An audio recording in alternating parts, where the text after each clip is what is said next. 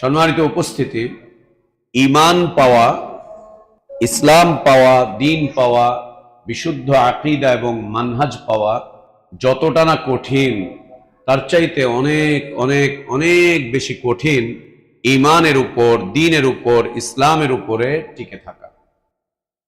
ইন্নাল হামদুলিল্লাহ নাহমাদুহু ওয়া নাস্তাঈনুহু ওয়া নাস্তাগফিরুহু ওয়া নু'মিনু বিহি ওয়া নাতাওয়াক্কালু আলাইহি ونعوذ بالله من شرور أنفسنا ومن سيئات أعمالنا.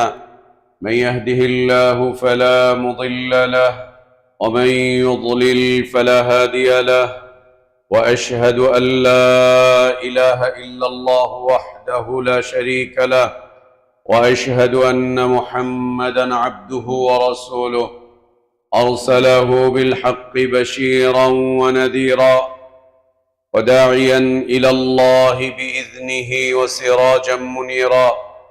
أما بعد، فإن أحسن الحديث كتاب الله، وخير الهدي هدي محمد صلى الله عليه وسلم، وشر الأمور محدثاتها، وكل محدثة بدعة، وكل بدعة ضلالة، وكل ضلالة في النار.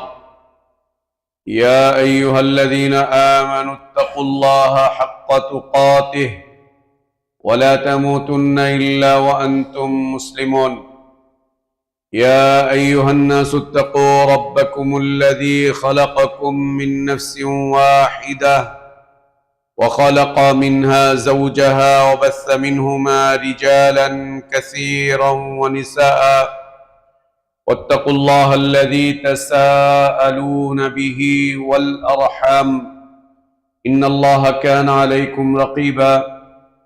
يا أيها الذين آمنوا اتقوا الله وقولوا قولا سديدا يصلح لكم أعمالكم ويغفر لكم ذنوبكم، ومن يطع الله ورسوله فقد فاز فوزا عظيما. اللهم علمنا ما ينفعنا وانفعنا بما علمتنا وزدنا علما. اللهم إنا نعوذ بك من علم لا ينفع، ومن قلب لا يخشع، ومن نفس لا تشبع، ومن دعوة لا يستجاب لها. اللهم آت نفوسنا تقواها وزكها أنت خير من زكاها، أنت ولينا ومولاها. يا حي يا قيوم برحمتك نستغيث، أصلح لنا شأننا كله ولا تكلنا إلى أنفسنا طرفة عين. سبحانك لا علم لنا إلا ما علمتنا إنك أنت العليم الحكيم. সমস্ত প্রশংসা, যাবতীয় গুণগান একমাত্র, কেবলমাত্র, শুধুমাত্র আল্লাহ রব্বুল আলামিন, আহকামুল হাকিমিন, আরহামুর রাহিমিন, ইলাহুল আলামিনের জন্য, যিনি আমাদেরকে মুসলিম করে সৃষ্টি করেছেন, যিনি আমাদের জন্য উত্তম হালাল রিজকের ব্যবস্থা করেছেন, যিনি আমাদেরকে বিশুদ্ধ হিদায়াতের পথে আহ্বান জানিয়েছেন, যিনি আমাদেরকে মৃত্যু দিবেন, যিনি আমাদেরকে পুনরায় কিয়ামতের দিন তাঁরই সামনে হিসাবের মুখোমুখি করবেন এবং বিশুদ্ধ ঈমান, বিশুদ্ধ আমলের ভিত্তিতে যিনি আমাদেরকে নাজাত আর জাযা দান করবেন, সে আল্লাহরই প্রশংসা, যিনি জুমার সালাত আদায়ের জন্য পৃথিবীর শ্রেষ্ঠতম, পবিত্রতম স্থান মসজিদে আসার তৌফিক দান করেছেন। আলহামদুলিল্লাহ। সালাতু সালাম আমাদের প্রিয় নবী মুহাম্মদুর রাসূলুল্লাহ সাল্লাল্লাহু আলাইহি ওয়া আলিহি ওয়াসাল্লামের প্রতি। আল্লাহ সুবহানাহু ওয়া তাআলা যাকে কল্যাণের আধার করে বিশ্ব মানবতার জন্য মুক্তির দূত করে পাঠিয়েছিলেন, যার আদর্শের বাস্তবায়ন করা প্রত্যেক জাতি, ধর্ম, বর্ণ নির্বিশেষে সকল শ্রেণী পেশার মানুষের জন্য ফরজ করে দেয়া হয়েছে, যার আদর্শের বাস্তবায়ন প্রকৃত হিদায়াত, কল্যাণ, নাজাত আর সফলতার একমাত্র পথ। আল্লাহুম্মা সাল্লি আলা মুহাম্মদ ওয়া আলা আলি মুহাম্মদ কামা সাল্লাইতা আলা ইব্রাহিম ওয়া আলা আলি ইব্রাহিম ইন্নাকা হামিদুম মাজিদ। আল্লাহুম্মা বারিক আলা মুহাম্মদ ওয়া আলা আলি মুহাম্মদ كما باركت على إبراهيم وعلى آل إبراهيم إنك حميد مجيد।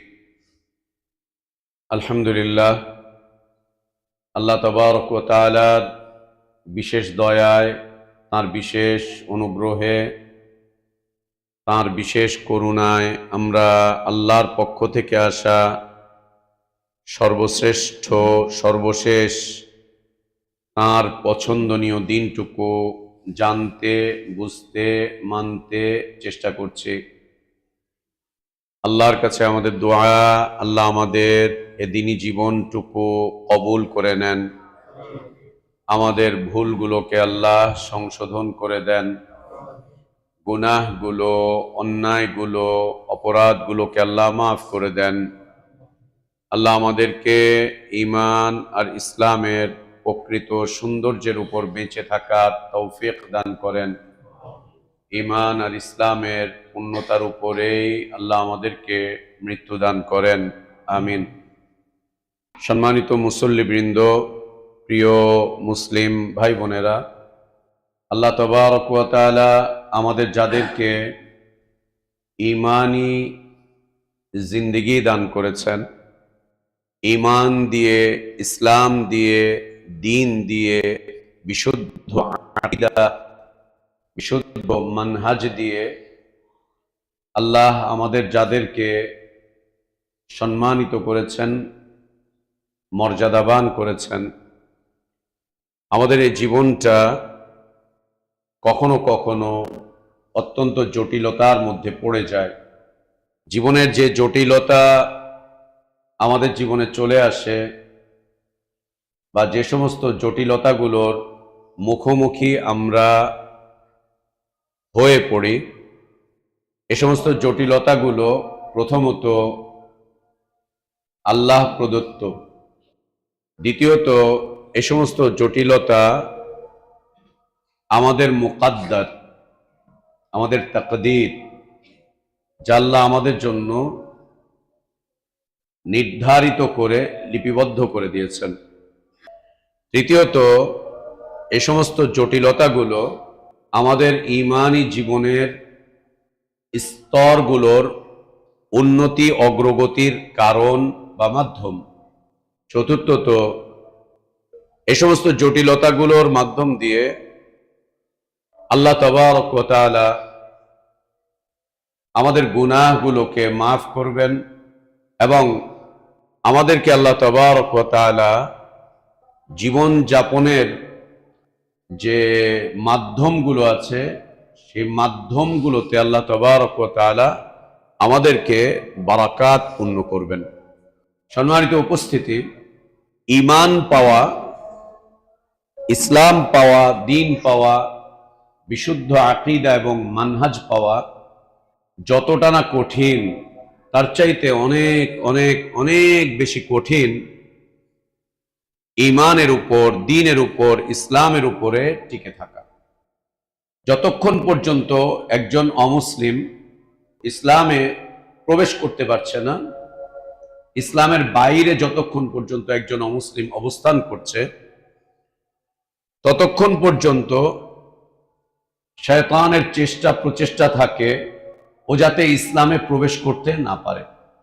একজন অমুসলিম যতক্ষণ পর্যন্ত ইসলামের বাইরে থাকে, ততক্ষণ পর্যন্ত শয়তানের চেষ্টা প্রচেষ্টা থাকে ও যেন ইসলামে প্রবেশ করতে না পারে।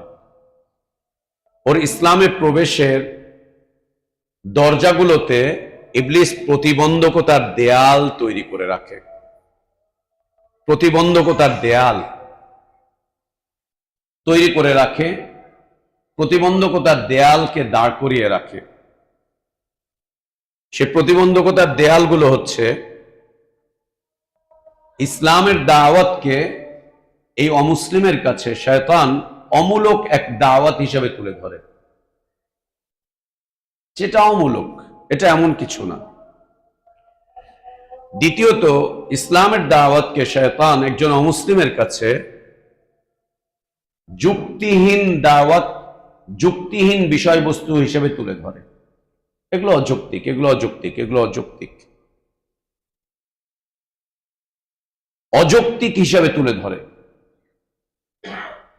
একদিকে অমূলক, কোনো প্রয়োজন নেই, অন্যদিকে অযৌক্তিক হিসেবে তুলে ধরে। তৃতীয়ত, ইসলামের দাওয়াতকে একজন অমুসলিমের কাছে শয়তান মানব সমাজের মাঝে বিভেদ তৈরিকারী বিষয়বস্তু হিসাবে দাঁড় করিয়ে দেয়। পৃথিবীতে আমরা সবাই মানুষ, দ্বীনের ভিত্তিতে আমরা কেন আলাদা হব, কেন বিচ্ছিন্ন হব? আমরা কেন আলাদা হব, কেন আমরা বিচ্ছিন্ন হব? বিচ্ছেদ এবং বিভেদের দেয়াল হিসেবে ইসলামের দাওয়াতকে শয়তান মানুষের সামনে তুলে ধরে, যেটা বিভেদ এবং বিচ্ছিন্নতার দাওয়াত। চতুর্থত, শয়তান ইসলামের দাওয়াতকে অমুসলিমদের কাছে মানুষের মাঝে হানাহানি, মারামারি, কাটাকাটির দাওয়াত হিসেবে তুলে ধরে। মারামারি, হানাহানি, কাটাকাটি, এগুলোর দাওয়াত হিসেবে তুলে ধরে। পঞ্চমত, ইসলামের দাওয়াতকে শয়তান পৃথিবীর মানুষের সামনে, অমুসলিমদের সামনে একদম নিকৃষ্ট একটা জীবন ব্যবস্থা হিসেবে তুলে ধরে। নিকৃষ্ট একটা জীবন ব্যবস্থা। সেই নিকৃষ্টতা কি? সেই নিকৃষ্টতা হচ্ছে, তুমি ইসলামে প্রবেশ করলে তুমি আর স্বাধীন থাকবে না, তুমি পরাধীন হয়ে যাবে। পরাধীনতার শৃঙ্খল তোমাকে চতুর্দিক থেকে আবদ্ধ করে ফেলবে। এই কয়েকটা মৌলিক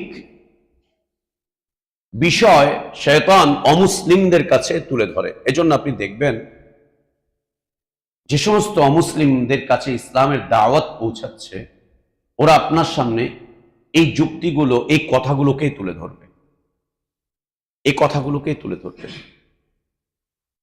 আর নবী রাসূলদের কাছে অমুসলিমরা, পৃথিবীর কাফেররা এই কথাগুলোই এসে বলতো। আল্লাহ নবী সাল্লাল্লাহু আলাইহি ওয়াসাল্লামকে এই প্রশ্নগুলো মক্কার মুশরিকরা ছুড়ে দিত, এই কথাগুলোই ছুড়ে দিত। এরপরেও আল্লাহ তাবারক ওয়া তাআলা যাদের কল্যাণ চান, তাদের হৃদয়কে আল্লাহ তাবারক ওয়া তাআলা খুলে দেন, প্রশস্ত করে দেন। এই সমস্ত কথাবার্তাগুলোকে তারা পিছনে ফেলে আল্লাহর দ্বীনের দিকে অগ্রসর হয়ে যায়। যাদের হৃদয়কে আল্লাহ খুলে দেন, যাদের অন্তরকে আল্লাহ প্রশস্ত করে দেন, তারা এই কথাগুলোকে পিছনে ফেলে দেয়, পিছনে ঠেলে তারা ইসলামকে জানতে চেষ্টা করে, বুঝতে চেষ্টা করে। তারা এই সমস্ত কথাবার্তাগুলোর বিপরীতে নিজেরা নিজেদের সাথে কথা বলে যে একটু শুনেই দেখি না, একটু বুঝেই দেখি না, একটু যাই না তাদের কাছে, এই কথাগুলোর সত্যতা কতটুকু একটু যাচাই বাছাই করি, একটু দেখি। এই করতে গিয়ে দেখা যাচ্ছে যে এই সমস্ত বক্তব্যগুলো মিথ্যায় পরিণত হয়, তখন তারা ইসলামে প্রবেশ করে। ইসলামে প্রবেশ করে। ইসলামে প্রবেশ করতে গিয়ে মাত্র এই কয়েকটা জায়গাতে বাধা, এই বাধাগুলো উপেক্ষা করা আল্লাহর দয়ায় সহজ হয়ে যায়। কিন্তু যখনই ইসলামে প্রবেশ করে ফেলল, এখন শয়তান তার মাথা থেকে নিয়ে পা পর্যন্ত সদা সর্বদা সর্ব অবস্থায় তাকে পুশ করতে থাকে যে কোনো উপায়ে তাকে ইসলাম থেকে বের করে দেওয়ার জন্য, যে কোনো উপায়ে তাকে ইসলাম থেকে বের করে দেওয়ার জন্য শয়তান সদা সর্বদা সর্ব অবস্থাতে ওকে পুশ করতে থাকে। ও ঘুমিয়ে থাকলেও ঘুমের মধ্যে পুশ করে শয়তান, ঘুমিয়ে থাকলে ঘুমের মধ্যে স্বপ্নে ওর কাছে শয়তান আসে, ঘুমের মধ্যে ওকে পুশ করে, জাগ্রত অবস্থায় পুশ করে, একাকী থাকা অবস্থায় ওকে পুশ করতে থাকে, সম্মিলিত থাকা অবস্থায় ওকে পুশ করতে থাকে, ও পারিবারিক জীবনে ওকে শয়তান পুশ করতে থাকে, সর্ব অবস্থায় শয়তান ওকে ওয়াসওয়াসা দিতে থাকে, পুশ করতে থাকে, ও যাতে করে ইসলাম থেকে বের হয়ে যায়, ইসলাম থেকে যাতে করে বের হয়ে যায়। এজন্য আপনারা চেষ্টা করবেন ইসলাম বিনষ্টকারী যে বিষয়বস্তুগুলো রয়েছে, ঈমান ভঙ্গকারী যে বিষয়বস্তুগুলো রয়েছে, এগুলোকে সবসময় মনে মস্তিষ্কে জাগ্রত রাখার জন্য আমাদের চেষ্টা করাটা জরুরি, যে এগুলোর মাধ্যম দিয়ে শয়তানের চেষ্টা প্রচেষ্টা থাকে আমাদেরকে ইসলাম থেকে বের করে দিতে, এগুলোর মাধ্যম দিয়ে শয়তান যেমন একদিকে চেষ্টা প্রচেষ্টা করতে থাকে মুসলিমদেরকে ইসলাম থেকে বের করে দেওয়ার, অন্যদিকে আল্লাহ তাবারক ওয়া তাআলা মুসলিমিনদেরকে মুমিনিনদেরকে বিভিন্ন হুকুম করেছেন, বিভিন্ন ওসিয়ত করেছেন, বিভিন্ন নসিহত দিয়েছেন। আল্লাহ তাবারক ওয়া তাআলা বিভিন্ন আমলের কথা বলেছেন যার মাধ্যম দিয়ে দ্বীনের উপরে টিকে থাকা সহজ হয়ে যায়, ইসলামের উপরে টিকে থাকা সহজ হয়ে যায়। মনে রাখতে হবে আমরা ইসলাম পেয়েছি, দ্বীন পেয়েছি, এটা আল্লাহর নিয়ামত, এটা আল্লাহর নিয়ামত আমরা পেয়েছি। এই নিয়ামত তখনই নিয়ামত হিসেবে আমাদের জীবনে বাস্তবায়িত হবে, প্রযোজ্য হবে, যখন আমরা এই নিয়ামতের উপরে প্রতিষ্ঠিত থাকার চেষ্টা প্রচেষ্টা অব্যাহতভাবে মৃত্যু পর্যন্ত রাখব, তখনই এই নিয়ামত হিসেবে আমাদের জীবনে প্রতিষ্ঠিত হবে। ইসলাম অনেক বড় নিয়ামত, দ্বীন অনেক বড় নিয়ামত, ঈমান অনেক বড় নিয়ামত। এটা শুধু মৌখিক স্বীকৃতির বিষয় না, এটা শুধু সেমিনারে বক্তব্যের বিষয় না, এটা শুধু কাগজ আর কলমের বিষয়বস্তু না। এই নিয়ামত তখনই নিয়ামত হিসেবে আমরা অর্জন করতে পারবো, এই নিয়ামতকে নিয়ামত হিসেবে তখনই আমরা প্রতিষ্ঠিত থাকতে পারবো এই নিয়ামতের উপরে, যখন এই নিয়ামতকে আমরা আমাদের জীবনে ধারণ করে রাখার চেষ্টা করতে পারবো। আর আমরা যদি চেষ্টা প্রচেষ্টা সব বন্ধ করে দিয়ে হাত পা গুটিয়ে বসে থাকি, তাহলে আর এই নিয়ামত আল্লাহ আমাদের মাঝে রাখবেন না, আমাদের থেকে এই নিয়ামতকে সরিয়ে অন্যদেরকে দান করবেন। তখন আমরা আল্লাহর আযাব প্রাপ্ত, গজব প্রাপ্ত হয়ে যাব। নাসালুল্লাহ আল আফিয়াত ওয়াস সালাম। আল্লাহ আমাদেরকে হেফাজত করেন। সম্মানিত মুসল্লিবৃন্দ, আমাদের ঈমানি জীবন, যে জীবনটা আল্লাহ ভালোবেসে পছন্দ করে আমাদেরকে দান করেছেন, আমাদের ইসলামী জীবন, যে জীবনটাকে আল্লাহ তাবারক ওয়া তাআলা আমাদের জন্য নিয়ামত হিসেবে দান করেছেন, আমাদের মানহাজি জীবন, যে জীবনটা আমাদের পরকালের জন্য আল্লাহ তাবারক ওয়া তাআলা রাস্তা হিসেবে দান করেছেন। মানহাজি জীবন কি জানেন? আমরা যে বলি মানহাজ মানহাজ মানহাজ, মানহাজ হচ্ছে আখিরাতের জীবনের সহজতার মাধ্যম। আমাদের যে পরবর্তী জীবন আসতেছে, ওই জীবনটা যেন খুব সহজ হয়, সেই সহজ হবে যেই মাধ্যম দিয়ে, সেটাই হচ্ছে মানহাজ, সেটাই হচ্ছে মানহাজ।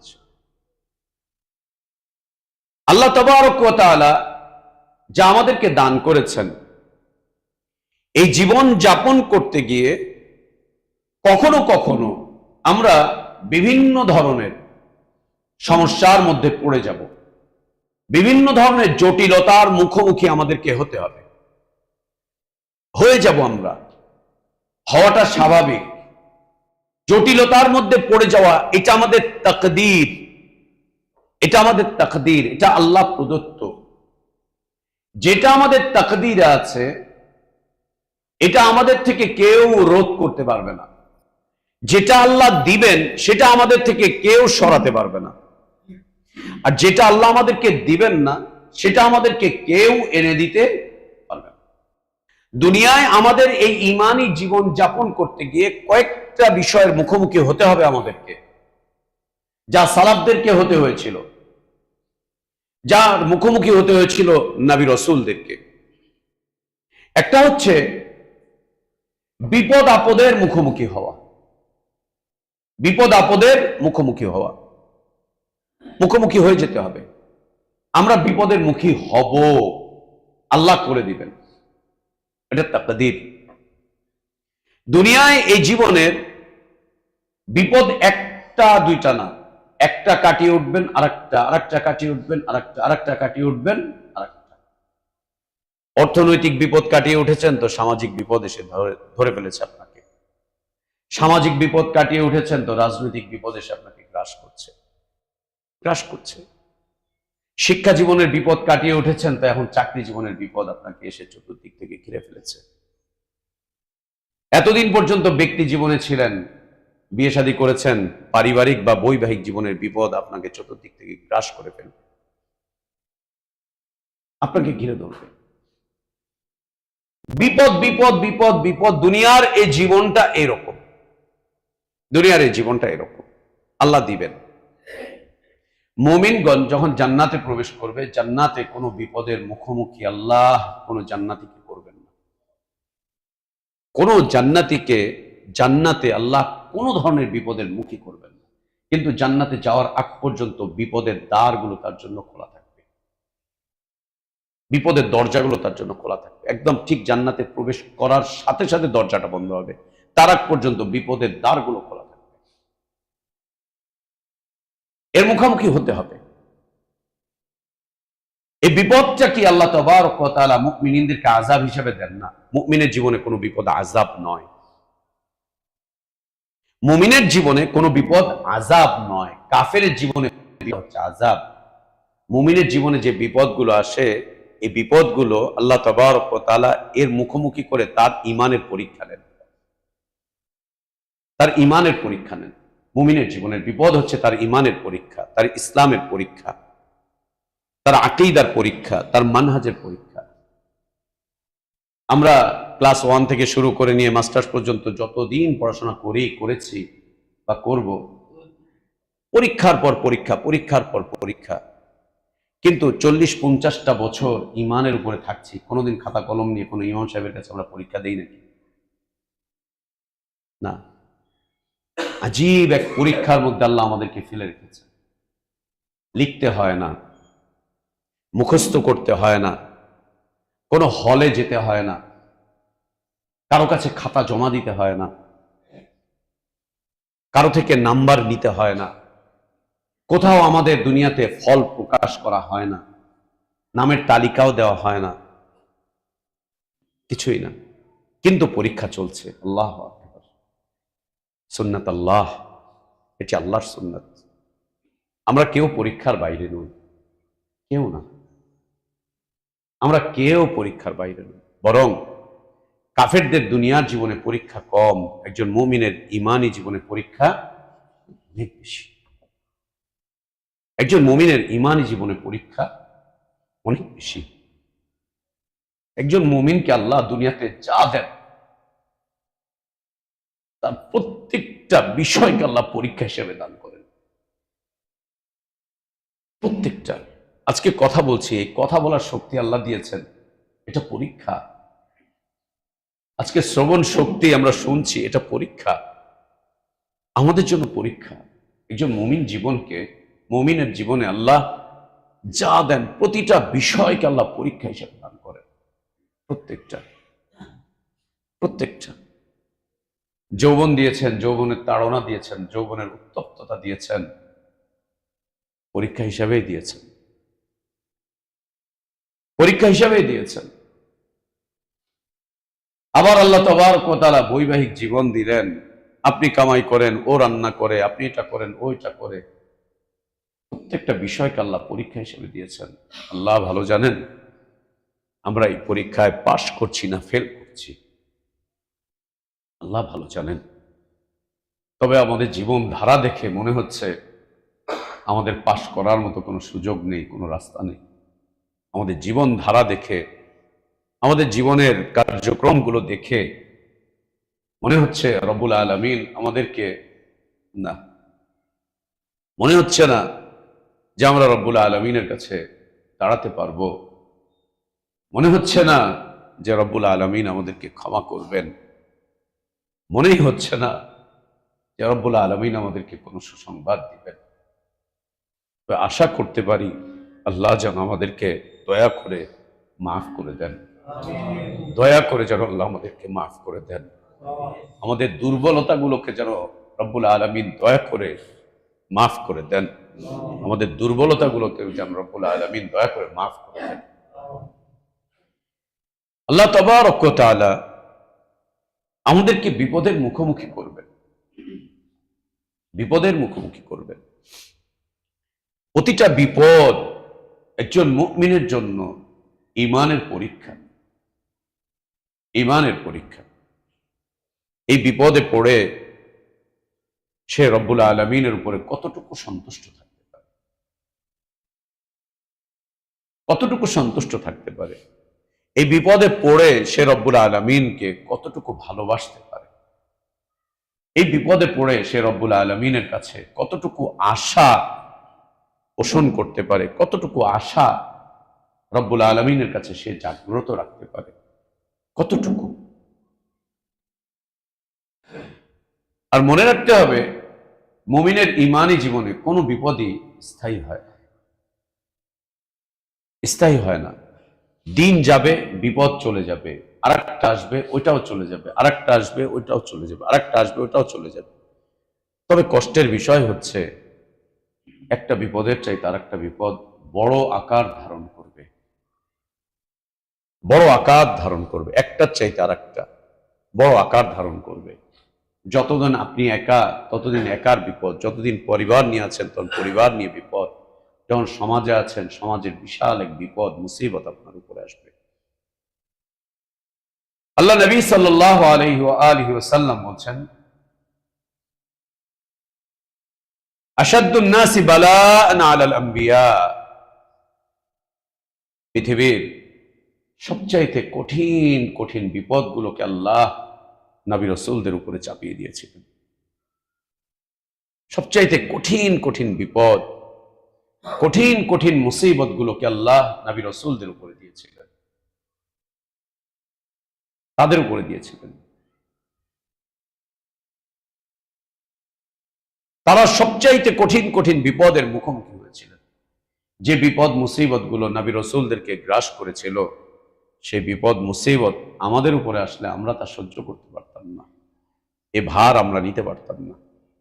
দেখেন, কোরআনের 2-4টা পৃষ্ঠা মুখস্থ করেন, 2-4টা হাদিস মুখস্থ করেন, আপনার ব্রেন কাজ করছে না, ব্রেন হ্যাং হয়ে যাচ্ছে, ব্রেন এ লোড নিতে পারছে না, বেশিক্ষণ পড়তে পারছেন না, বেশিক্ষণ জ্ঞান চর্চা করতে পারছেন না।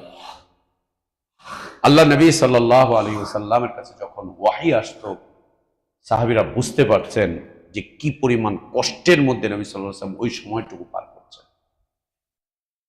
পুরো শরীর কাঁপতে থাকতো, পুরো শরীর প্রচন্ড শীতের মধ্যে ঘেমে একদম চুপচুপা হয়ে যেত। নবী সাল্লাল্লাহু আলাইহি ওয়াসাল্লামের হালাত পরিবর্তন হয়ে যেত।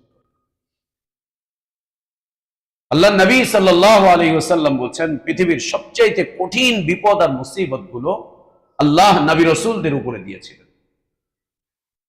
নবী রাসূলগণ পেয়েছিলেন সবচাইতে কঠিন বিপদ আপদ মুসিবত গুলো।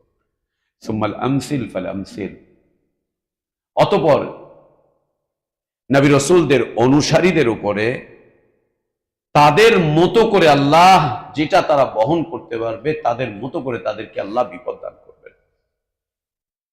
তাদের মতো বিপদ তারা পারবে, তাদের মতো। আপনার ঈমান যেমন, আপনার পরীক্ষাও তেমন। আপনার ঈমান যেমন, আপনার উপরে বালা মুসিবতটাও সেরকম, বালা মুসিবতটাও সেরকম। বিপদ, বালা, মুসিবত মুমিনের জীবনের একটা সঙ্গী, আমাদের ঈমানি জীবনের সঙ্গী। বালা, মুসিবত, বিপদ, এগুলো আমাদের ঈমানি জীবনের সঙ্গী, এগুলো থাকবে। এগুলোকে সাথে করে নিয়েই আমাদের ঈমানি জীবন যাপন করতে হবে। দ্বিতীয়ত, আল্লাহ তাবারক ওয়া তাআলা মুমিনের দুনিয়ার এই জীবনকে কখনো কখনো কঠিন করে দেন, কঠিন করে দেন, একদম কঠিন হয়ে যায় দুনিয়ার জীবন। এত কঠিন যে কঠিন অবস্থা থেকে বের হতেই পারছে না, বের হতেই পারছে না, বের হতেই পারছে না, খুব কঠিন করে দেন। আপনি তাকিয়ে দেখেন, মক্কায় 13টা বছর সাহাবীদের জীবনটা কি কঠিন ছিল, কি কঠিন ছিল। মক্কার 13 বছরের যে কঠিনতা ছিল, সেই কঠিনতার 10 ভাগের 1 ভাগ কঠিনতাও আল্লাহ আমাদেরকে দেননি, আল্লাহ আমাদেরকে দেননি। যে কঠিন অবস্থায় তারা দ্বীন ঈমান চর্চা করেছিলেন, ওর 10 ভাগের 1 ভাগ কঠিনতা যদি আমাদের উপরে আসে, আমরা কবে ঈমান ছেড়ে পালিয়ে চলে যাব? কবে ঈমানকে অস্বীকার করব? কবে ঈমানের রাস্তাকে পরিত্যাগ করব আমরা? কবে? এর পরেও আমরা বলবো, ঈমানি জীবনের এটা দ্বিতীয় আর একটা সঙ্গী, যে জীবনটা কঠিন মনে হবে, জীবনটা কঠিন মনে হবে। জীবনটা কঠিন যখন মনে হবে, তখন একজন মুমিন দুনিয়া থেকে বের হয়ে যেতে চাইবে। শুধু জায়েজ নেই এই জন্য আল্লাহর কাছে মৃত্যু কামনা করবে না। যদি জায়েজ হতো, সে আল্লাহকে বলতো, আল্লাহ আপনি আমাকে আপনার কাছে তুলে নেন, এই কঠিনতা আর সহ্য করতে পারছি না, এই কঠিন অবস্থা আর সহ্য করতে পারছি না, আল্লাহ তুলে নেন, আপনি আমাদেরকে, আমাকে তুলে নেন আপনার কাছে। যার ঈমান যেমন, তার কঠিনতাও ঠিক তেমন, তার কঠিনতাও ঠিক তেমন। একজন সাধারণ মুসলিম, তার জীবনের কঠিনতা একরকম। আরেকজন জ্ঞানী মুসলিম, যে দ্বীনের বিষয়, ঈমানের বিষয় প্রচন্ড জ্ঞান রাখেন, সার্বক্ষণিক কোরআন এবং হাদিস পড়ছেন, পড়াচ্ছেন, দাওয়াত দিচ্ছেন, তালিম দিচ্ছেন, সবকিছু করছেন, তাদের কাছে জীবনের কঠিনতা আর এক রকম। ইমাম বুখারী রাহিমাহুল্লাহর জীবন পড়বেন, ইমাম আহমদ ইবনে হাম্বল রাহিমাহুল্লাহর জীবনী পড়বেন, ইবনে তাইমিয়া রাহিমাহুল্লাহর জীবনী পড়বেন, শাইখুল ইসলাম মুহাম্মদ বিন আব্দুল ওয়াহাব রাহিমাহুল্লাহর জীবনী পড়বেন। দেখবেন জীবনের কঠিনতা কিভাবে তাদেরকে গ্রাস করে ফেলেছিল, কিভাবে গ্রাস করে ফেলেছিল। ইমাম বুখারী রাহিমাহুল্লাহর ব্যাপারে তো তার জীবনীতে এই কথা শেষের দিকে উল্লেখ করাই হয়েছে। বিদাতীরা তাকে এত বেশি কষ্ট দিয়ে ফেললো, একটা পর্যায়ে তিনি আল্লাহকে বললেন, আল্লাহ, দুনিয়া আমার জন্য একদম ছোট হয়ে গিয়েছে, তুমি আমাকে তোমার কাছে নিয়ে নাও, তুমি আমাকে তোমার কাছে নিয়ে নাও। মুমিনের ঈমানি জীবনের কঠিনতা আসবে, কাফেরদের কুফরি জীবনে তেমন কোনো কঠিনতার কিচ্ছু নেই, সব সহজ, সব স্বাধীন, সব খোলা, সব খোলা। জীবনের কাঠিন্যতা চলে আসবে কেন? আমাদের জীবনের প্রতিটা মোড়ে মোড়ে আল্লাহ তাবারক ওয়া তাআলা একটা গণ্ডি দিয়ে রেখেছেন, বাউন্ডারি দিয়ে রেখেছেন, একটা সীমানা দিয়ে রেখেছেন। এটা আমাদের ঈমানি জীবনের একটি সঙ্গী, ঈমানি জীবনের একটি সঙ্গী। তৃতীয়ত, ঈমানি জীবন যাপন করতে গিয়ে আরেকটা বিষয় আমাদের সঙ্গী হয়ে যাবে, সেটা হচ্ছে অসহযোগিতা। সকল দিক থেকে আমাদেরকে ঘিরে ধরবে অসহযোগিতা। আপনার ঈমানি জীবনে দেখবেন কেউ সহযোগিতা করতে চাইবে না, কেউ সহযোগিতা করতে চাইবে না। ঈমানি জীবন যাপন করবেন, ঈমানের পথে চলবেন, মানুষকে ঈমানের দিকে আহ্বান জানাবেন, ঈমান নবায়নের জন্য কাজ করবেন, ঈমান দিয়ে সমাজকে সংস্কার করবেন। দেখবেন আপনার পাশে কেউ নেই, আপনাকে একা করে দিচ্ছে, এক ঘরে করে দিচ্ছে, সবাই আপনাকে পরিত্যাগ করছে। এমনকি দেখতে পাবেন, আল্লাহ আমাদেরকে হেফাজত করেন, আপনার মুমিন ভাই আপনাকে অসহযোগিতার ঘোষণা করছে, আপনার দ্বীনি ভাই আপনাকে অসহযোগিতার ঘোষণা করছে, আপনার দ্বীনি ভাই আপনার থেকে সহযোগিতার হাতকে উঠিয়ে নিচ্ছে, আপনার দ্বীনি ভাই আপনাকে বিপদের মুখে ফেলে দিয়ে আস্তে করে সরে যাচ্ছে। ঈমানী এই জীবন যাপন করতে গিয়ে অসহযোগিতার মুখোমুখি হবেন। অসহযোগিতা আমাদের ঈমানী জীবনের একটা সঙ্গী। অসহযোগিতা, সহযোগিতার হাত মানুষ তুলিয়ে নেবে, মানুষ তুলে নেবে, সবাই না, আকসার অধিকাংশরাই সহযোগিতার হাত তুলে নেবে, সহযোগিতা করতে অস্বীকার করবে, সহযোগিতা না করাটাকে দ্বীনকে সাহায্যকারী বিষয় হিসেবে সে বলবে। সহযোগিতা, ঈমানের পথে সহযোগিতা করাকে কখনো কখনো আপনার কোনো মুসলিম ভাই গুনাহের কাজ মনে করবে। আপনার কোনো মুসলিম ভাই মনে করবে ওকে সহযোগিতা করলে আমার গুনাহ হবে, ওকে সহযোগিতা করলে আমি আরো বিপদে পড়ব, ওকে সহযোগিতা করলে দ্বীন বিনষ্ট হয়ে যাবে। অসহযোগিতার হাত আপনার দিকে বাড়িয়ে দিবে, সহযোগিতার হাতকে উঠিয়ে নিবে আপনার থেকে, একদম উঠিয়ে নিবে। এটি ঈমানী জীবনের সঙ্গী। মানুষ সহযোগিতা করতে চাইবে না ঈমানের পথে, দ্বীনের পথে, দাওয়াতের পথে, দ্বীনের তালিমের পথে, দ্বীনের তারবিয়াতের পথে। দেখবেন যে লোকটা ঈমানের পথে আপনাকে সহযোগিতা করছে না, ওকে দেখবেন জাহিলিয়াতের পথে ওর সব ধরনের সাহায্য সহযোগিতাকে অব্যাহতভাবে দিয়েই যাচ্ছে, জাহিলিয়াতকে সাপোর্ট করছে, জাহিলিয়াতকে সহযোগিতা করছে, জাহিলিয়াতকে প্রতিষ্ঠিত করছে, জাহিলিয়াতে ওর সব ধরনের সাহায্য সহযোগিতাকে ও ঢালাও ভাবে বিলিয়ে দিচ্ছে। কিন্তু ঈমানের পথে দেখবেন হাত সংকুচিত করে ফেলছে, একদম সংকুচিত করে ফেলছে। এটি একজন মুমিনের ঈমানী জীবনের, দুনিয়ার এই ঈমানী জীবনের সাথী সঙ্গী।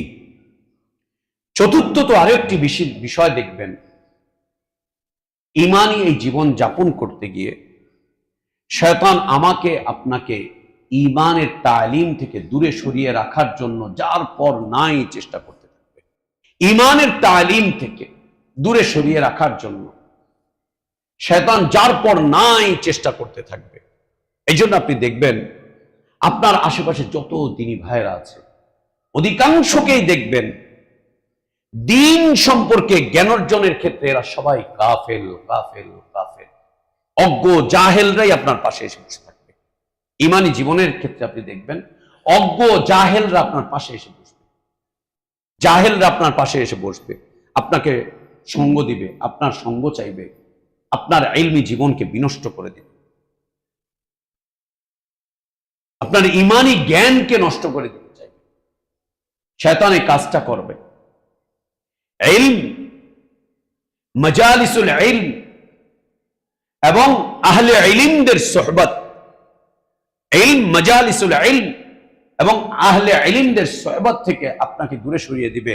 ঈমানী জীবন এটা সঙ্গী হয়ে যাবে। দেখেন আমাদের জীবন, সারাদিন দোকান, সারাদিন কাজ, সারাদিন ব্যবসা, সারাদিন চাকরি, সারাদিন ওইটা, সারাদিন সেইটা। দিনের কয় মিনিট আপনি দিনের জ্ঞানের জন্য ব্যয় করছেন? সারাদিনে কয় মিনিট? কয় মিনিট? নতুন কোন জ্ঞান তো অর্জন করছেই না আমরা, বরং যে জ্ঞানগুলো আছে ওই জ্ঞানগুলো আমাদের ব্রেন থেকে আমরা এক এক করে বের করে দিচ্ছি, বিনষ্ট করে ফেলছি, একদম বের করে দিচ্ছি, একদম বিনষ্ট করে দিচ্ছি। ঈমানী এই জীবনে আমাদের সাথে সদা সর্বদা সঙ্গী হওয়ার চেষ্টা করে হচ্ছে অজ্ঞতা, অজ্ঞতা, অজ্ঞতা, মূর্খতা, কিল্লাতুল ইলম। কেন? আমাদেরকে ঈমান থেকে বের করে দেওয়ার জন্য শয়তানের এটা একটা পরিকল্পনা, এটা একটা মাধ্যম, এটা একটা মাধ্যম। ইলম থেকে দূরে রাখা, ইলমকে বিনষ্ট করে দেওয়া, ইলমের ব্যাপারে সব ধরনের নেগেটিভ মন্তব্যগুলোকে তুলে ধরে ইলম থেকে দূরে রাখা, দূরে রাখা, দূরে রাখা। এর মাধ্যম দিয়ে দ্বীন থেকে বের হয়ে যাওয়ার রাস্তাগুলো সহজ হয়ে যায়। বান্দা দ্বীন থেকে বের হয়ে যাওয়ার সহজে রাস্তা খুঁজে পেয়ে যায়। শয়তান খুব সহজ করে তুলে ধরে এটি, অনেক সহজ করে তুলে ধরে এটি শয়তান। এর সাথে সাথে আজকের খুতবার শেষ বিষয়বস্তু, 6 নম্বর বিষয়বস্তু, যে ঈমানি জীবন যাপন করতে গিয়ে জীবন থেকে বারাকাত শূন্যতা এটি অনুভব করতে পারে। অনেক সম্পদ চলে আসবে, অনেক কিছু চলে আসবে, কিন্তু বারাকাতহীন ভাবে চলতে থাকবে জীবন। ইলমে বারাকাত নেই, সন্তান আছে, সন্তানে বারাকাত নাই, স্ত্রী আছে, স্ত্রীতে বারাকাত নাই, মাল আছে, মালে বারাকাত নাই, জেহেন আছে, জেহেনে কোনো বারাকাত নাই, শক্তি আছে শরীরে, শক্তিতে কোনো বারাকাত নেই। আল্লাহ একটা বাহন দিয়েছেন, বাহনের মধ্যে কোনো বারাকাত নেই। একটা বাড়ি দিয়েছেন, বাড়িতে কোনো বারাকাত নেই। কোনো কিছুতে বারাকাত খুঁজে পাওয়া যাবে না, কোনো কিছুতে বারাকাত খুঁজে পাওয়া যাবে না।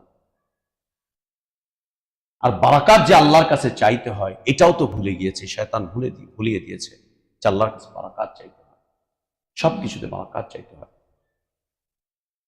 অনেক কিছু আমাদের ঈমানি জীবনে সঙ্গী হিসেবে আমাদের আশপাশে এসে যায়, যেগুলো আমাদের ঈমানি জীবনকে দুর্বল করে দেয়, ঈমানি জীবনকে কষ্টের মধ্যে ফেলে দেয়, খুব কষ্টের মধ্যে ফেলে দেয় ঈমানি জীবনকে। এই কষ্টের মধ্যে যখন পড়ে, ওই কষ্টের এই জায়গাটাতে এসে শয়তান ওয়াসওয়াসা দিয়ে একজন মুমিনকে, একজন মুসলিমকে ইসলামের ব্যাপারে তাকে বীতশ্রদ্ধ করে তোলে, ইসলামের ব্যাপারে তার জবান থেকে ভিন্ন মত বের করিয়ে আনে, ইসলামের বিষয় তার কাছে তিক্ততা তুলে ধরে, এবং ইসলামের ব্যাপারে যখন বীতশ্রদ্ধ হয়ে ওঠে, তিক্ত কোনো অভিজ্ঞতা চলে আসে, তখন আস্তে করে ইসলাম থেকে বের হয়ে চলে যায়, আস্তে করে ইসলাম থেকে বের হয়ে চলে যায়। সম্মানিত মুসল্লিবৃন্দ, আল্লাহ রসুল সাল্লাল্লাহু আলাইহি ওয়া আলিহি ওয়াসাল্লাম তিনি, আল্লাহ তাবারক ওয়া তাআলা তাকে একদিকে যেমন রউফুর রহিম করে পাঠিয়েছিলেন, অন্যদিকে তাকে রাহমাতুল লিল আলামিন করে পাঠিয়েছিলেন। রাসূলুল্লাহ সাল্লাল্লাহু আলাইহি ওয়া আলিহি ওয়াসাল্লাম তার নবুয়তের দীর্ঘ 23টি বছর একদিকে যেমন অমুসলিমদেরকে ইসলামের দাওয়াত দিয়েছেন, অন্যদিকে যারা ইসলামে চলে এসেছিলেন তাদেরকে তালিম দিয়ে, তারবিয়ত দিয়ে, জীবন ঘনিষ্ঠ বিষয়বস্তুগুলো তাদের সামনে তুলে ধরে ইসলামের উপরে টিকে থাকার বিষয়বস্তু তাদের সামনে স্পষ্ট করে গিয়েছেন, একদম স্পষ্ট করে গিয়েছেন। এই যে কয়েকটি বিষয় আমরা তুলে ধরলাম, এগুলো আমাদের জীবনের জন্য অশনি সংকেত। আমরা এগুলোকে বিপদকে বিপদ মনে করে এই বিপদ থেকে উদ্ধারের রাস্তা আল্লাহর থেকে না চেয়ে আমরা এটাকে গায়রুল্লাহর মুখে করে দেই। জীবনের কঠিনতায় যখন আমরা পড়ি, তখন সহজতা আমরা গায়রুল্লাহ থেকে নেওয়ার চেষ্টা করি। জীবনে যখন আমরা অসহযোগিতার মুখোমুখি হয়ে যাই, তখন আমরা বিভিন্ন ধরনের তাগুতি শক্তিগুলোর কাছে গিয়ে ওদের থেকে শক্তি সামর্থ্য তলব করতে থাকি, তাগুতি শক্তিগুলোর থেকে, আল্লাহর অপছন্দনীয় শক্তিগুলো থেকে আমরা শক্তি সামর্থ্য নেওয়ার চেষ্টা করি। জীবনে যখন আমরা দেখতে পাই যে আমাদের অজ্ঞতা আমাদেরকে চতুর্দিক থেকে ঘিরে ধরছে, এই অজ্ঞতা থেকে মুক্তি পাওয়ার চেষ্টা না করে এই অজ্ঞতাকে আমরা আরো বেশি করে বাড়িয়ে নিয়ে আমরা জাহিলিয়াতের একটা জ্ঞান আমাদের দিনী জীবনে নিয়ে এসে দিনকে বিনষ্ট করার জন্য প্রচেষ্টা অব্যাহতভাবে চালিয়ে যাই। এবং যখন আমরা দেখি আমাদের জীবন বারাকাত শূন্য হয়ে যাচ্ছে, আল্লাহর কাছে বারাকাত তলব না করে, আল্লাহর কাছে বারাকাত না চেয়ে আমরা দুনিয়া দিয়ে আমাদের প্রয়োজনগুলোকে মিটিয়ে কোনো রকম দুনিয়া চালিয়ে দেওয়ার চেষ্টা করি, না, এটি গ্রহণযোগ্য নয় ঈমানি জীবনের ক্ষেত্রে। আল্লাহ রাসূল সাল্লাল্লাহু আলাইহি ওয়া আলিহি ওয়াসাল্লাম থেকে আবু হুরায়রা রাদিয়াল্লাহু আনহু আরদা তিনি একটি মুবারক সুন্দর হাদিস তিনি বর্ণনা করেছেন, যা ইমাম মুসলিম রাহিমাহুল্লাহ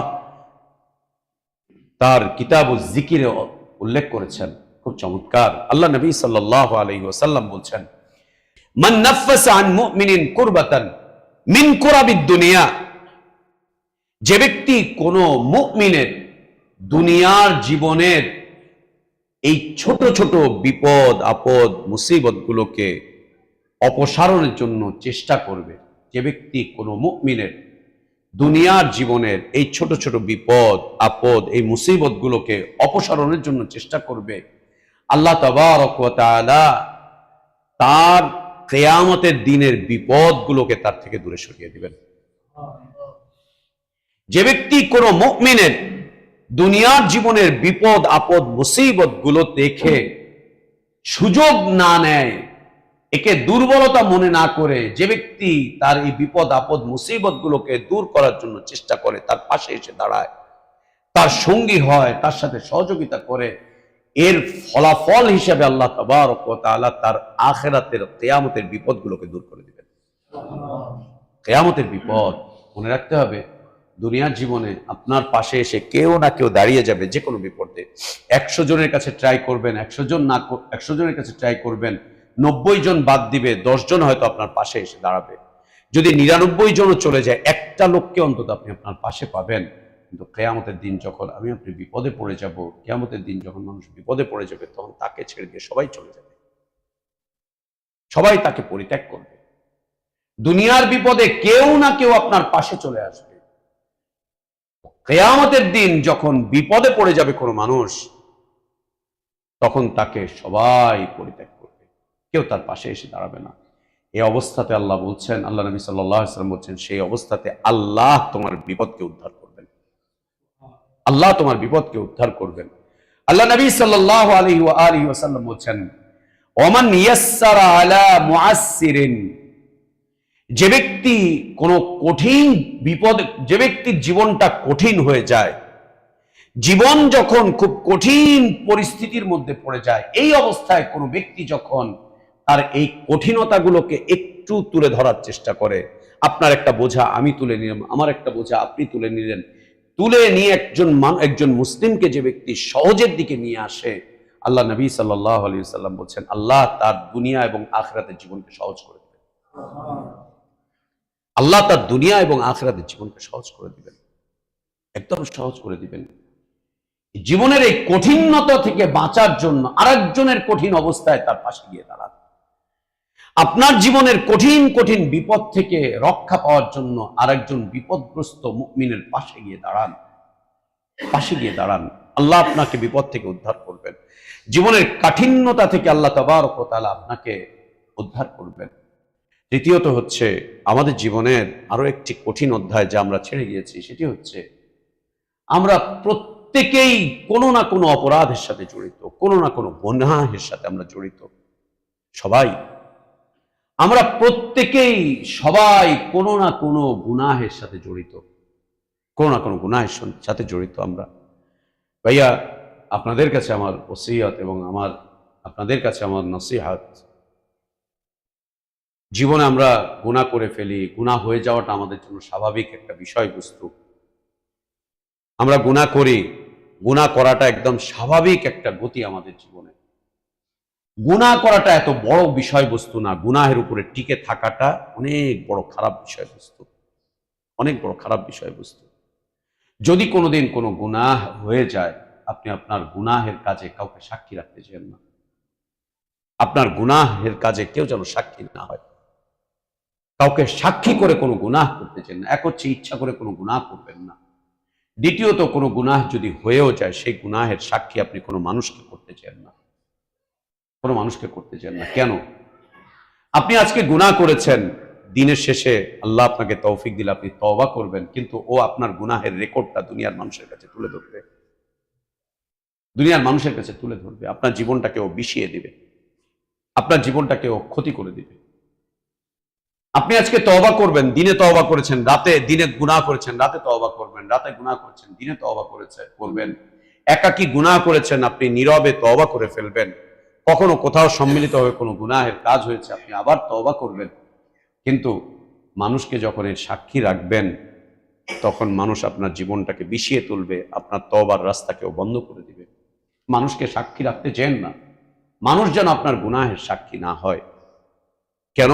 ও এলান করবে, ও দুনিয়াতে আপনার মান সম্মান সব নষ্ট করবে, দুনিয়াতে আপনাকে বেইজ্জতি করবে, লাঞ্ছিত করবে, একদম লাঞ্ছিত করবে।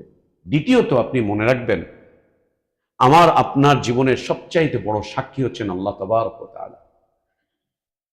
আল্লাহ তাবারক ওয়া তাআলা নীরবে, নিভৃতে, একাকী, গোপনে, প্রকাশ্যে যা করছি না করছি, অন্তর দিয়ে যে সমস্ত কথা বলছি না বলছি, ব্রেনে যেগুলো চিন্তা করছি, সব আল্লাহ জানেন। আমাদের চোখের খেয়ানত, ব্রেনের খেয়ানত, হৃদয়ের খেয়ানত, সব আল্লাহ জানেন। আল্লাহ এত বড় সাক্ষী, যত বড় সাক্ষী আমি নিজেও না। আমার আপনার ব্যাপারে আমরা নিজেরা এত বেশি জানি না যত বেশি জানেন আল্লাহ তাআলা। দ্বিতীয়ত, আমাদের জীবনের দ্বিতীয় বড় সাক্ষী হচ্ছে মালাইকাগণ। এই যে এখানে একজন, এখানে একজন, আমাদের সবকিছু লিখছে। আমাদের সারা দিনের ডায়েরি একজন লিখছে, সারা রাতের ডায়েরি আরেকজন লিখছে। লিখে ওটা আল্লাহর কাছেই শুধুমাত্র পাঠিয়ে দিচ্ছেন, কাউকে জানায় না, কাউকে বলে না, এলান করে না। দেখেন, আল্লাহ সুবহানাহু ওয়া তাআলা আমাদের সব গুনাহ জানার পরেও তিনি কত বড় দয়াশীল, কত বড় মেহেরবান, কত বেশি করুণাময়। তিনি আমাদেরকে কত ভালোবাসেন যে আল্লাহ দুনিয়ার মানুষের কাছে আমাদের ব্যাপারে এলান করেন নাই। দুনিয়ার মানুষকে আমাদের ব্যাপারে আল্লাহ জানাচ্ছেন না। দুনিয়ার মানুষের কাছে আমাদের ব্যাপারে আল্লাহ খবর দিচ্ছেন না, ও এই গুনাহ করছে, এই গুনাহ করছে, এই গুনাহ করছে, এই গুনাহ করছে। আল্লাহ কিচ্ছু বলছেন না। আল্লাহর চোখের সামনে, আল্লাহর ইলমের উপস্থিতিতে আমরা অসংখ্য গুনাহ করছি, আর আল্লাহ নিজেও বলছেন আলাম ইয়ালাম বিআন্নাল্লাহা ইয়ারা। ও কি জানে না যে আল্লাহ ওকে দেখছেন? ও কি জানে না যে আল্লাহ ওকে দেখছেন? এরপরেও দেখেন, আল্লাহ আমাদেরকে মানুষের সামনে অপমানিত করছেন না, অপদস্থ করছেন না। আল্লাহ আমাদেরকে মানুষের কাছে এভাবে করে তুলে ধরছেন না। দ্বিতীয়ত, মালাইকারা সাক্ষী, তারাও আমাদের ব্যাপারে কিচ্ছু বলছেন না। কিন্তু আপনারই স্ত্রী, আমারই বোন, আমারই সন্তান, আপনারই বাপ, আপনারই ভাই, আমারই চাচা, মামা, আমাদেরই বন্ধু বান্ধব, আমাদেরই দিনী ভাই আমাদেরকে মানুষের সামনে অপমানিত করছে, অপদস্থ করছে, লাঞ্ছিত করছে, কুণ্ঠাবোধ করছে না। মাত্র 2টা টাকার স্বার্থের জন্য তারা আমাদের অনেক গোপন বিষয়বস্তু মানুষের সামনে তুলে ধরে আমাদেরকে অপমানিত করে শেষ করে দিচ্ছে, অপদস্থ করে শেষ করে দিচ্ছে। এই অপমানের জীবন অত্যন্ত কষ্টের, অত্যন্ত কষ্টের। এই অপমানের জীবন অনেক বেশি কষ্টের।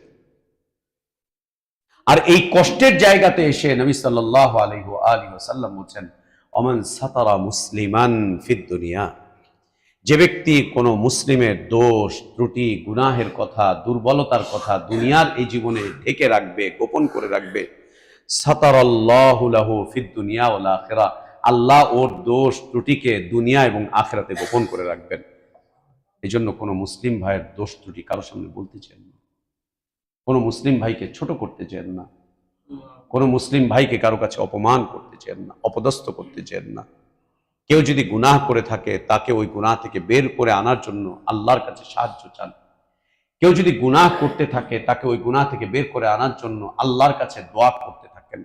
তাকে ওই গুনাহ থেকে বের করে আনার জন্য তাকে নসিহত করতে থাকেন, তার সাথে একাকী নীরবে যোগাযোগ করতে থাকেন, তাকে আহ্বান জানাতে থাকেন, ভাই আপনি মুসলিম, আমার ভাই, আমি আপনার কল্যাণ চাই, আমি চাই আপনার সাথে একসাথে দুনিয়া এবং আখিরাতে থাকতে। আপনি আমার মুসলিম ভাই, এই দুর্বলতা আসেন আমরা মিটিয়ে ফেলি, ওইটা মিটিয়ে ফেলি, এবং আল্লাহর কাছে তাকে তুলে ধরেন, আল্লাহর কাছে তাকে মুখোমুখি করে দেন, আল্লাহর কাছে প্রার্থনা করেন আপনার মুসলিম ভাইয়ের দ্বীনি জীবনটা যেন আরো সুসংহত হয়, আরো মর্যাদাপূর্ণ হয়, আরো সম্মানিত হয়, ওর দ্বীনি জীবন যাতে আরো মজবুত হয়, ওর দ্বীনি জীবন যাতে রহমতপূর্ণ হয়, বারাকাতপূর্ণ হয়, মাগফিরাতপূর্ণ হয়, ওর দ্বীনি জীবন যাতে আল্লাহর কাছে আরো বেশি প্রিয় হয়ে ওঠে। আল্লাহর কাছে দোয়া করেন এবং প্রার্থনা করতে থাকেন, আল্লাহর কাছে প্রার্থনা করেন এবং তাকে সহযোগিতা করতে থাকেন। তার দোষ ত্রুটিগুলোকে মানুষের সামনে তুলে ধরে তার দ্বীনি জীবনকে আপনি বিষিয়ে তোলেন না, এই কাজটুকু করতে চান না। যদি এর থেকে আমরা বিরত থাকতে পারি, নবী সাল্লাল্লাহু আলাইহি ওয়াসাল্লাম বলছেন, আল্লাহ দুনিয়া এবং আখিরাতে তার দোষ ত্রুটিকে গোপন করে রাখবেন, একদম গোপন করে রাখবেন। এর সাথে সাথে নবী সাল্লাল্লাহু আলাইহি ওয়াসাল্লাম বলছেন, যে ব্যক্তি তার কোনো মুমিন ভাইকে দুনিয়ার জীবনে তার ঈমানি জীবনের ক্ষেত্রে সহযোগিতা করে, আল্লাহ তার ঈমানি জীবনে তাকে সহযোগিতা করতে থাকেন। আপনি আপনার মুমিন ভাইদেরকে সহযোগিতা করতে থাকেন তার দ্বীন জীবনের ক্ষেত্রে, আপনার ঈমানি জীবনে আল্লাহ আপনাকে সহযোগিতা করবেন। সহযোগিতার হাতকে আপনি উঠিয়ে নেবেন, তো আল্লাহ আপনার ঈমানি জীবনকে বিষিয়ে দিবেন, কঠিন করে দিবেন, খুব কঠিন করে দিবেন। গুমরাহ হয়ে যাওয়া ছাড়া আর কোনো রাস্তা থাকবে না।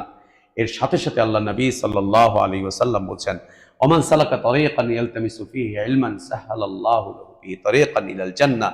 যে ব্যক্তি অজ্ঞতা থেকে বাঁচার জন্য ইলমের পথকে অনুসরণ করবে, জেহালাত থেকে বাঁচার জন্য, মূর্খতা থেকে বাঁচার জন্য, অজ্ঞতা থেকে বাঁচার জন্য, দ্বীনের বিষয়ে অজ্ঞতা থেকে বাঁচার জন্য যে ব্যক্তি রাস্তা তলব করবে, চলার চেষ্টা করবে, ইলমের পথে অগ্রসর হবে, ইলমের জন্য সফর করবে, ইলমের জন্য অর্থ ব্যয় করবে, ইলমি কাজে সহযোগিতা করবে, ইলমি মার্কাজকে গড়ে তুলবে, যারা তালেবে ইলম আছে ওদের জন্য সাহায্য সহযোগিতার হাতকে বাড়িয়ে দিবে, ওদের ইলমি আসবাবগুলোকে ওদেরকে কিনে দিবে, ওদের পথে খরচ করবে।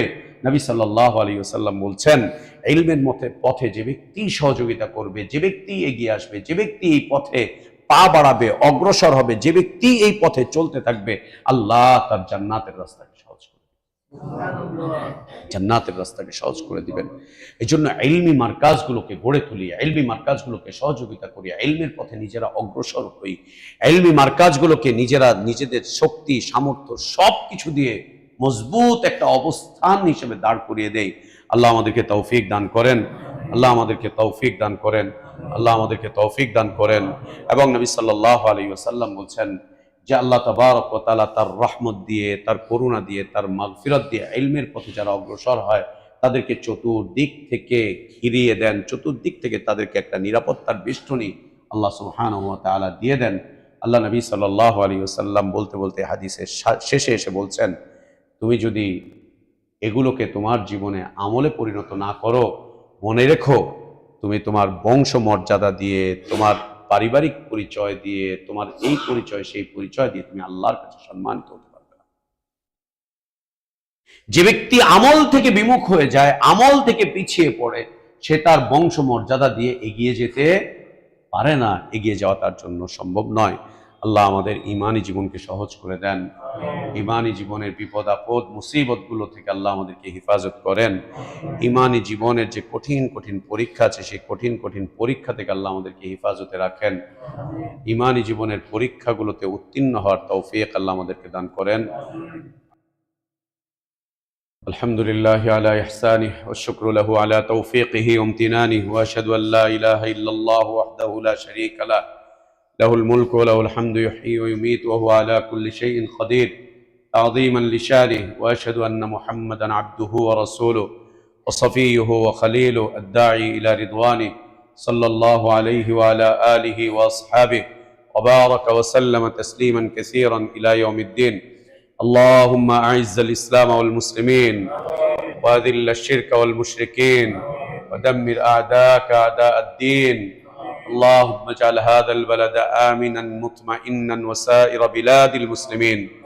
اللهم آمنا في أوطاننا وأصلح أئمتنا وعلمائنا واجعلهم هداة مهتدين يا قوي يا عزيز. اللهم اصلح لنا ديننا الذي هو عصمة أمرنا، واصلح لنا دنيانا التي فيها معاشنا، واصلح لنا آخرتنا التي إليها معادنا، واجعل الحياة زيادة لنا في كل خير والموت راحة لنا من كل شر. اللهم اقسم لنا من خشيتك ما تحول به بيننا وبين معاصيك، ومن طاعتك ما تبلغنا به جنتك، ومن اليقين ما تهون به علينا مصائب الدنيا. متعنا اللهم بأسماعنا وأبصارنا وقواتنا أبدا ما أحييتنا، واجعله الوارث منا، واجعل ثأرنا على من ظلمنا، وانصرنا على من عادانا، ولا تجعل مصيبتنا في ديننا، ولا تجعل الدنيا أكبر همنا، ولا مبلغ علمنا، ولا إلى النار مصيرنا. اللهم لا تسلط علينا بذنوبنا من لا يخافك فينا ولا يرحمنا. اللهم ربنا آتنا في الدنيا حسنة وفي الآخرة حسنة وقنا عذاب النار. اللهم تقبل منا إنك أنت السميع العليم، وتب علينا إنك أنت الغفور الرحيم. عباد الله رحمكم الله، إن الله يأمركم بالعدل والإحسان وإيتاء ذي القربى وينهى عن الفحشاء والمنكر والبغي يعظكم لعلكم تذكرون. فاذكروا الله العظيم الجليل يذكركم، واشكروه على نعمه يزدكم، ولذكر الله أكبر، والله يعلم ما تصنعون.